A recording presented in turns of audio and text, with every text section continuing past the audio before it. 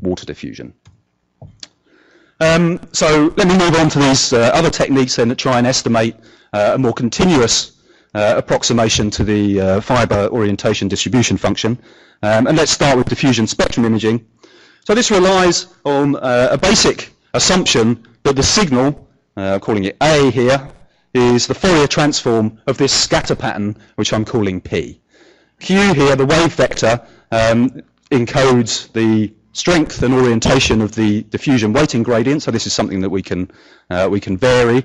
So this, as Donald mentioned again, this model makes some quite big assumptions, which is that the pulses during in the measurement sequence are infinitely short, which is certainly not true in practice. But even when that assumption is violated, this is not a bad approximation for some purposes to the relationship between the signal and this scatter pattern. So the method proceeds then by acquiring measurements on a grid of these wave vectors Q. So I'm depicting that down here.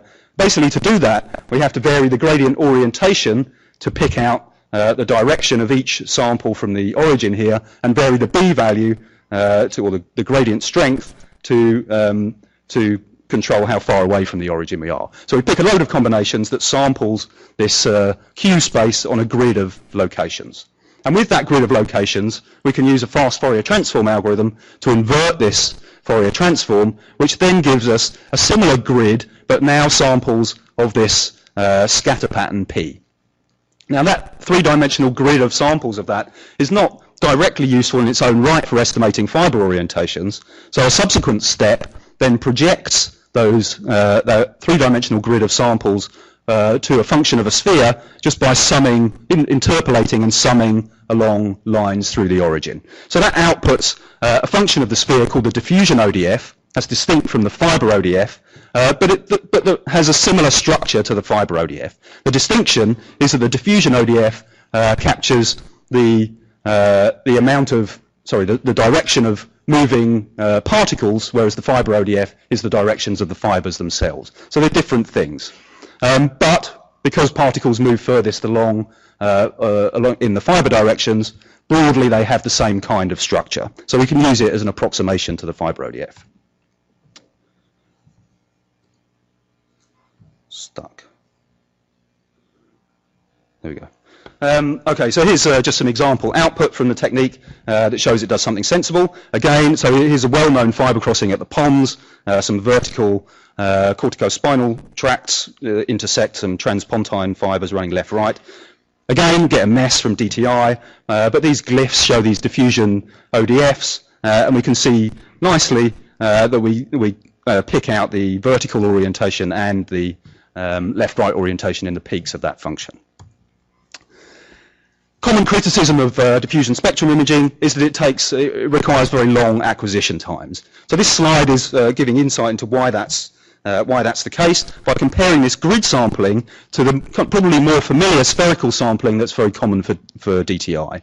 So the difference is that for this grid sampling we have to sample the whole three-dimensional interior of a sphere in this Q space, whereas for the spherical sampling we only have to sample the two-dimensional surface. So we require a much smaller set of samples for a similar kind of density. The idea of cue ball imaging was to try to ameliorate this limitation of DSI to recover the same object, this diffusion ODF, but using a spherical acquisition scheme rather than this full 3D grid sampling. And Dave Tuck's insight in this original cue ball paper was to find a transformation of a set of measurements on the surface of a sphere in the Q space that gives us an approximation to this diffusion ODF. So this figure at the bottom is just showing what that transformation is. I'll explain it very briefly. So if we start with a set of measurements on the surface of a sphere, we can interpolate them in some way to get a continuous approximation.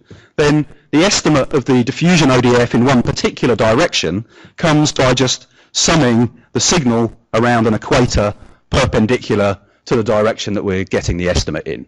So we repeat that procedure in lots of different directions to get samples of the diffusion ODF in lots of different directions, and then again we can interpolate to get a continuous version of this function if we want to.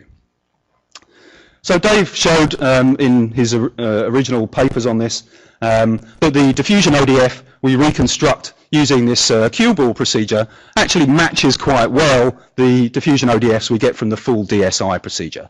So this is just a demonstration of that, two different cue ball reconstructions compared with the full DSI, and there's obvious similarity between the reconstructed diffusion ODFs.